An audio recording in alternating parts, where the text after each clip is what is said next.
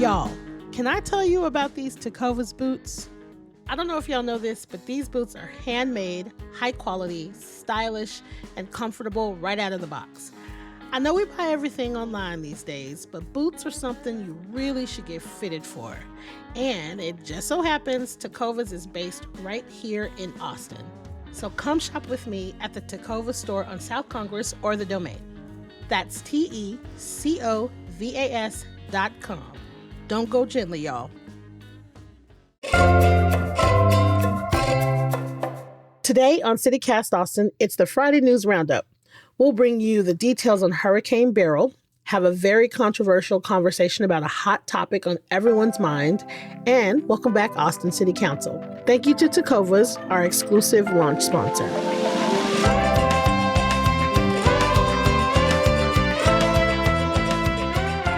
It's Friday, July 12th. I am Nikki DaVaughn, and this is what Austin's talking about.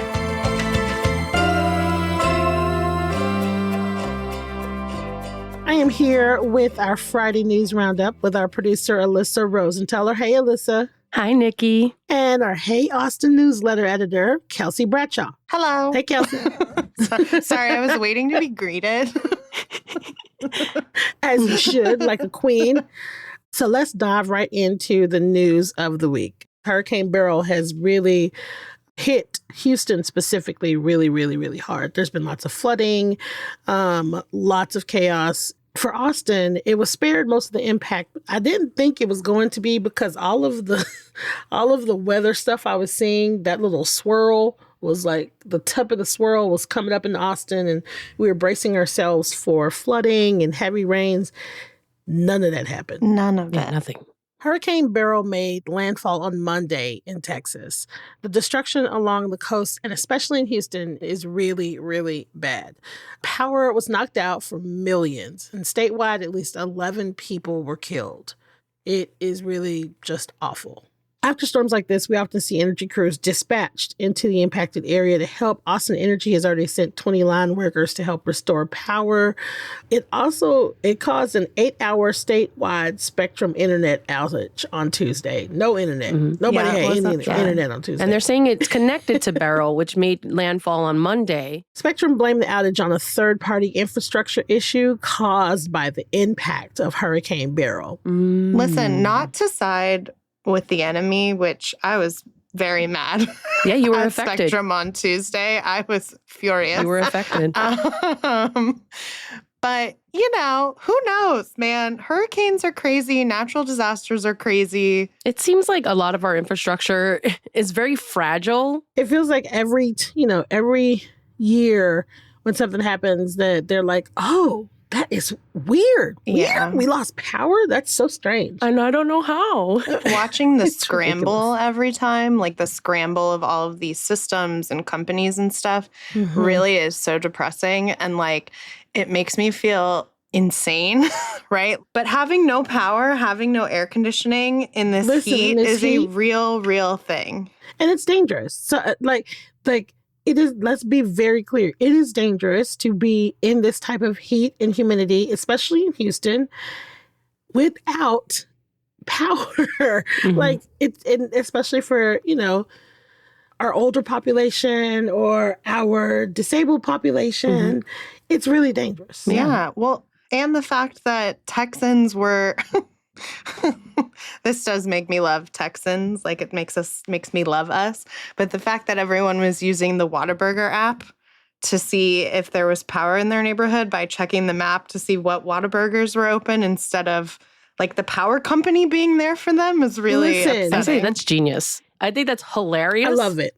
If there's a Whataburger open, there's electricity running in that area. So you know that there's a good chance that you can go, if you have access to a car or something like that, and actually get some back to your house. Yeah, or something close to your house and get some sort of resource. That's innovative. We have to learn how to do it ourselves because no one else is coming. I mean, in Houston, CenterPoint Energy still hasn't explained, what is going on with the outages and what was responsible for it. It just doesn't. We're left in the lurch. And then we have to come up with our own solutions. And to your point, Kelsey, like we need Whataburger, and like in other natural disasters, people rely on Waffle House, like And and HEB. HEB. Yeah, those are the people A that are classic. stepping up. And how are they able to step up faster and give more solutions better than the companies that are responsible for the things that are supposed to be keeping these things running? It just doesn't make sense. Yeah. Yeah. No, I love Houston so much. Like as a town, I have so many great friends who live there. And every time it even rains, and I'm like talking to my friend on the phone and it's just regular rain, I'm like bracing. And, she's Yeah. lived there her whole life. So she's like, you need to relax. Why do you have PTSD? You've never gone through a hurricane. I have been looking at videos of the flooding. I've just been glued to my phone. But okay, so along those lines, did you see the political fallout though?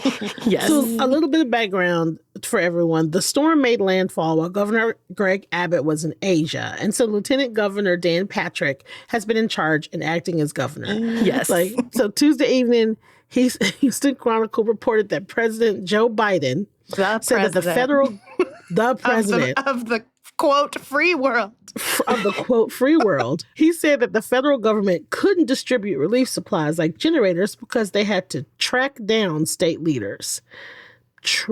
Wait, hold on.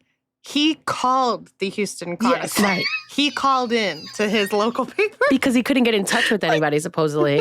Like, bro, you called into the local newspaper and be like, hey guys, have you talked to Abbott this week? I so wish I could have been in the newsroom when that happened, because like, who did he call? And like, who answered the phone? What is the behind the scenes? Did an Like he intern was pick in up? the Oval Office and he was like, I need to talk to the Houston Chronicle, like get me the editor-in-chief, or did he just call the whatever numbers online, like the first number? How did it go down? Both Dan Patrick and Greg Abbott took issue with the President Biden's remarks. Patrick said he had been working with FEMA all along. And this is an election season, so everybody is in their feelings. Everybody's politicizing it. And didn't not only Dan Patrick say he was working with FEMA, but didn't he have some receipts? Yes, he posted his call, like screenshots of his call logs on his phone. Which, like, I love drama, right? Like, I love goofy drama, but I need all of these men to get it together. Let's focus. This was already being predicted like a week or so before it was happening, right? Everybody was losing their mind knowing that it's going to happen. You didn't try to get in touch with anybody beforehand? You didn't try to see what was going on with the local leaders? It's giving like you got caught texting your girlfriend, your girlfriend's friend, and you're like, Yeah. look at my phone log. Like, it's like, bro, y'all are grown ass men. You're grown men, and you are in charge, so you should have been ready. Mm-hmm. President Biden should have called a long time ago, like, hey man, this looks bad. How can we help?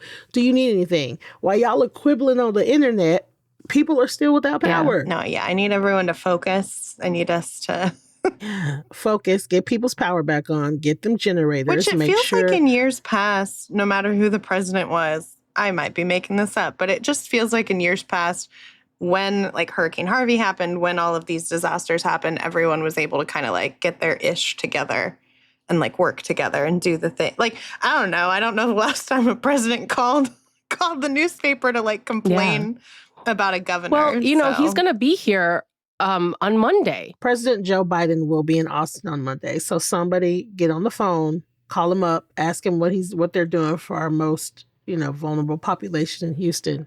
Does anybody know why he's coming on Monday? Yes, he's coming to deliver a keynote at the LBJ Presidential Library. They're doing a commemoration of the 60th anniversary of the Civil Rights Act that was signed by LBJ, President Lyndon B. Johnson, in 1964. And like presidents are always coming to the LBJ Presidential Library. Right. They're always there. No shade on our president, Joe Biden, but here comes the shade. Maybe someone of color who has been having a better time speaking in public could have come and spoken at this meeting. Maybe the vice president. I don't know. I'm just we're wildly off topic now. Maybe your vice president. Maybe. That was really good. I think he needs a break. He needs a little bit of a break. And speaking of which, we'll be right back with a tip on who's got the best fries in town. Ooh.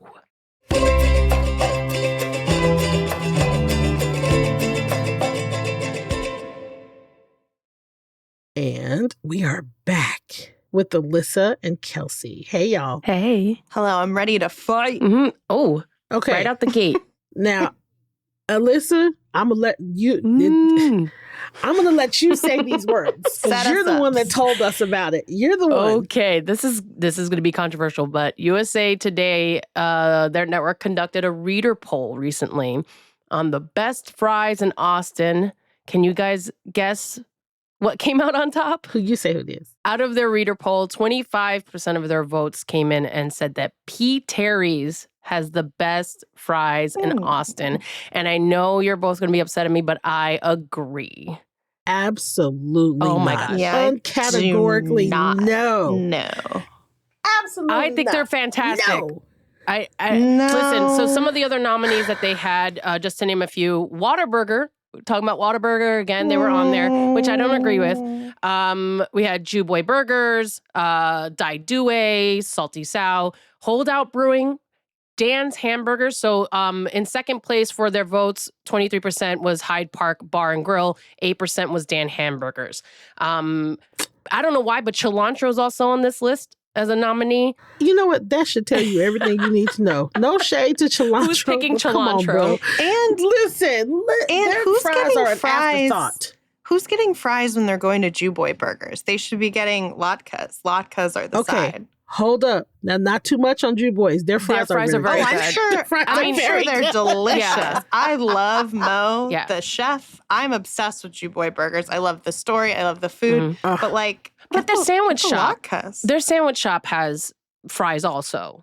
Those are really good. Okay. But I still think P. Terry's on top. Well, so also on this list is Clark's. And not to be a little fancy girl, but Clark's, they have like the shoestring fries. And like, well, they're hard to eat sometimes because they're so skinny. They're really, really, really good. Well, that's P. Terry's Listen. has shoestring. No, it's not the same. They're not shoestring. What kind of shoe? Those are some thick They're skinny. shoestrings They're that way you have skinny. on your tennis shoes. Listen, I got these Get her, little Nikki. tiny Get her. I got these little tiny ass teeth, and I cannot handle those sharks. Listen, I know some people like their fries fried hard and stuff like that. Clark's got them tiny little fries that cut up the roof of your mouth. Listen, my teeth are small. I need my fries to have a slight crunch and then be pillow soft in the middle. Okay. Okay. And what about the curly fries at Fraser's Long and Low? oh, that's where I was going. I call them a curl wedge. They are so delicious. It is like a wedge it is. that is curl. Oh like a my twist. God. Oh my God, a French fry scientist. Yeah. It is so, I'm telling y'all, it is so good. Now, I'll also say another one that's on this list is Uptown Sports Club. Delicious. Their fries are delicious. I bet they're good. That's Aaron Franklin. Here's my issue with P. Terry's. More often than not, their fries are soggy within 25 seconds. They're good. I'm not going to lie to you. They are good fries. They're good. But the best in Austin, there's a place behind Shangri-La called Golden Castle. Now, I know they have crinkle cut fries. Girl, So I think maybe we need to put out our own poll because you're talking about different versions. You know, we're talking about the curly wedge, the crinkle cut, the shoestring. You know, there's steak fries in Austin too. I love steak fries. God, I love a steak fry. Austin Land and Cattle has steak fries, y'all. They'll make you slap your mama. I would not slap my mama, Daisy May, but I would slap somebody's mama. They are very, very. Yeah. I'm just saying, in a place like Austin where there are so many options, like our food options here are especially when it comes to like American fare, like having French fries, it's suspicious. It's suspicious. It is suspicious. Okay, so next up this week, after their month-long summer break, the Austin City Council is back, and they have a lot of work to do. So just before they took their break, Austin got a new city manager, T.C. Broadnax. His first big test will be wrangling the city's budget. And that'll be a story that we'll, follow closely. There is an anticipated budget deficit of $13.2 million, to be exact. And there are a lot of needs. Mm-hmm. We still don't have a chief of police. So we're still in the process of hiring a new chief of police. APD accounts for 35% of the general fund and hopes to secure another $4.8 million for new positions because historically, they have been they've needed people for actually a while. Like there's been a shortage on officers for a while. Homelessness and housing affordability need to address. Transportation needs. We still got Project Connect, a voter-approved light rail system that's expected to cost billions and billions and billions. It's being disputed in court. I mean, it's kind of a mess. So, stay tuned about all that because we're absolutely going to talk about that. But what do y'all think should be the first thing they talk about? I'm curious. Like, what do y'all think? Like, all right, you're back from your break. Let's get into it. What are we doing? That's a hard question. Can I answer a different question that you did not ask? Of course. You can do whatever you want, it's Kelsey's Kelsey. show. Yes. Yeah, do whatever you want. I personally am interested. I was reading a story about how Austin Travis County EMS medics are mulling like a permanent stay on Rainy Street during peak hours. I don't know if that's the most important thing that they need to talk about, but they're waiting to see what's going on with the budget to see if they can afford that because they had a pilot program that ended in April that had them stationed out on Rainy Street. And I just feel like Rainy Street and everything going on with people who have gone missing from the area and people whose bodies have been found in the lake right there, it's very interesting what's happening over there. So maybe that's like a top 5 thing that I want them to talk about. Mm-hmm.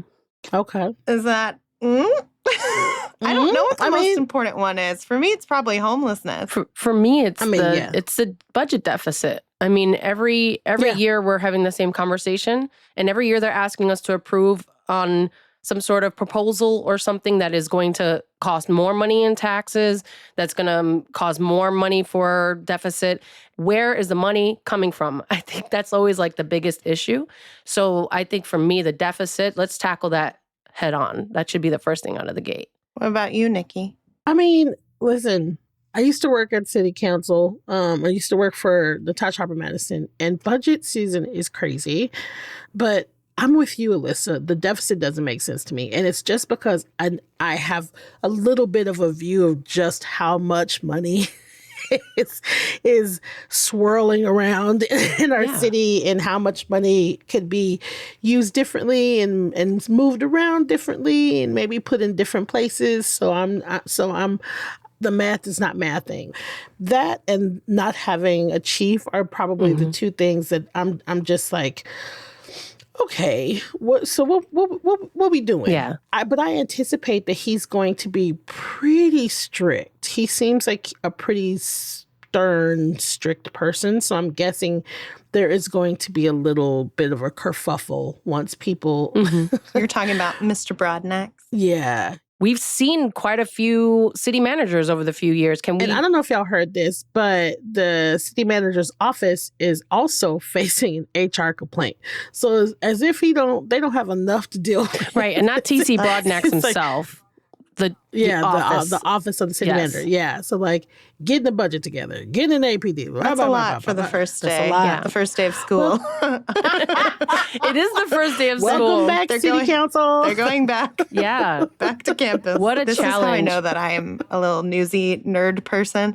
I do get excited about these things. Like I'm excited to see like what we're going to get, like what's going to get approved and like what's going to get built and stuff like that. I will say though, if anybody has a chance, if you watch some of the city council meetings and see local advocates and local citizens who want to discuss their problems, that is some of the most entertaining, TV, I want to say TV, that you'll ever watch. It's fantastic. Listen, there is a constituent that called into our office almost once a month with a made-up song that she sang to us either live or on voicemail about the state of politics. And every single time she would change the lyrics, but it was always to the tune of the Yellow Rose of Texas. Oh my gosh. And so there are so many voicemails because you're not allowed to erase anything. There are so many voicemails of this person just singing different political. She should release an album. And she has come to city council and sang them live. Oh my gosh. Good for her. God. I know. Into it. Yeah. It's good to be part of your local government. The process. Yes. Yes. Well, that's a lot of news for this week. Do you guys have anything else that we should talk about really quick before we go? I have something to say. So this relates to me saying how excited I am about the stuff we're going to get. Something that's going to start on Monday. There's going to be detours on the Lady Bird Lake Hike and Bike Trail, the Butler Hike and Bike Trail over on the east side near South Pleasant Valley Road, because we're getting a bridge. Yay! And I have been like nerding out about this bridge for a couple of weeks now. Same. It's called a Wishbone Bridge, and it's going to be like in front of Longhorn Dam. And so it's going to connect the north and south sides of the trail right there. And right now you have to like walk up to South Pleasant Valley, and like there is a walking path up there. But like South Pleasant Valley is such a busy, kind of scary road. My dog personally doesn't like it. Mine neither. But yeah, there's going to be some detours to watch out for. We're not going to bore you by reading off the list. You'll see the detours on the trail. We trust you. You'll be able to figure it out. But yeah, we're getting a bridge. It's going to take like 18 months. It's costing more than $20 million. Jesus. But it's very exciting. Speaking of the deficit. And it's going to go over the water. Listen. Guys, it's fine. We're just ignoring it. This is how I deal with all of my purchases as well. I'm like, what deficit? I don't know her. So I don't know her name. I don't know. It's fine. It's just nice to see like this side of the trail get some love. Okay. Well, great. That's awesome. Okay. Nikki personally can't wait to get out there. Yes. She's super excited. Yes. That's outside. I don't do that. Oh, right. You don't go. You don't go outside. They offer all of you outside people, congratulations on your Wishbone Bridge. I was wondering why the lake was so full on one side and looked bare on the other side, and now I know. Thank you. Yay! As I was looking from my air-conditioned car. Okay, so thank y'all for rounding up the news with me this week. This has been fun as usual. Okay, bye, Elissa. Bye, Kelsey. Bye, Nikki.